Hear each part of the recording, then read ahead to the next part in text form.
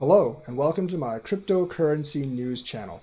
I'd just like to say before we begin the recap of the later stream, if you want to join me on my stream, I stream twice a day on my other backup channel, Cryptocurrency News Channel. The first stream is usually around 1:30 p.m. Central Standard Time, and the second one is usually around 10 to 10:30 p.m. Central Standard Time. So join me on one of those two streams. I stream for 2 hours. You can actually join me anytime along that timeline.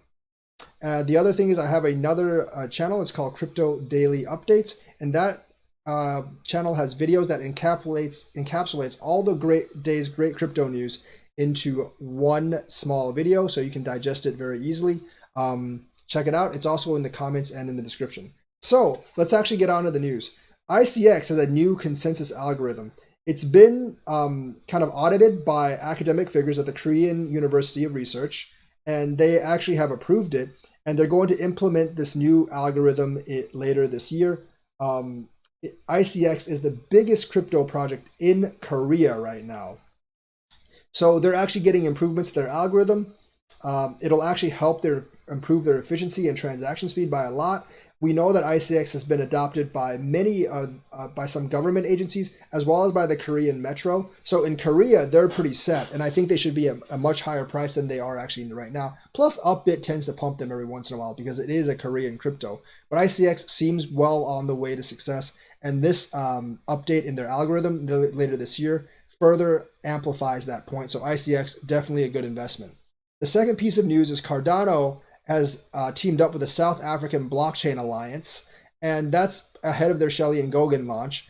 And that's actually to get more people to use Cardano once they actually do launch. Africa is a big target for Cardano. They've actually had a lot of stuff down there. They've started like an educational university thing down there where they teach and train people in blockchain technology and programming to better their lives, get a job, and also get more Cardano Haskell developers. So the South African Blockchain Alliance has teamed up with Cardano, and they're going to get more adoption in that region. Like Cardano has had many initiatives down there, and I think they're going to be successful in that region. Now, that region is going to be a lot more that's going to have a lot more willing users than, say, the United States or Europe.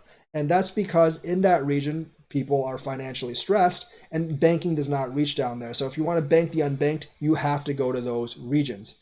The third thing is the US unemployment. 5 million more people filed for unemployment this week.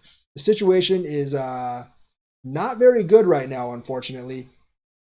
And unemployment figures are going to climb probably quite high in March and April. We're talking about probably at least temporarily pretty close to depression numbers. I think I saw some CNBC estimates at around 20 to 35%. Those are kind of like Great Depression numbers, but it's going to be a lot more temporary. However, this latest report from CNBC says that actually some of these layoffs might be more permanent, and they're more from retail, and they're actually using this as an excuse to cut jobs that they would have cut anyways. So higher unemployment, not like in the 25-30% era, but maybe in the 6-7% area, might actually linger with us for a much longer time. So that is the report for unemployment.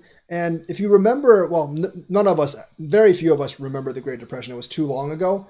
But Jake Chervinsky, the legal guy I follow on Twitter, he actually posted a good reminder that the stock market at the beginning of the Great Depression dipped by 50%, only to recover by about 60% of that 50% as a flash recovery. And then over the next 34 months, they dipped to around 12% of where the high was. So he's saying, and as well as Mark Cuban and some other prominent financial figures, they're all saying that the worst in terms of stock market dip has had to come yet. Jim Cramer has said, unemployment numbers actually matter a lot more to Wall Street than the peak of the virus, which is probably true. And unemployment numbers definitely have not peaked. It's going up, probably for the next month or two. So I do expect another market dump soon. I don't know if I expect another crypto market dump, but I definitely expect another stock market dump. And maybe that'll affect crypto, maybe it won't. But that's kind of like my view of the state of the economy right now. So that is the update for today. Let me know what you think. Like and subscribe and hit that bell notifications button. Thank you and have a nice day.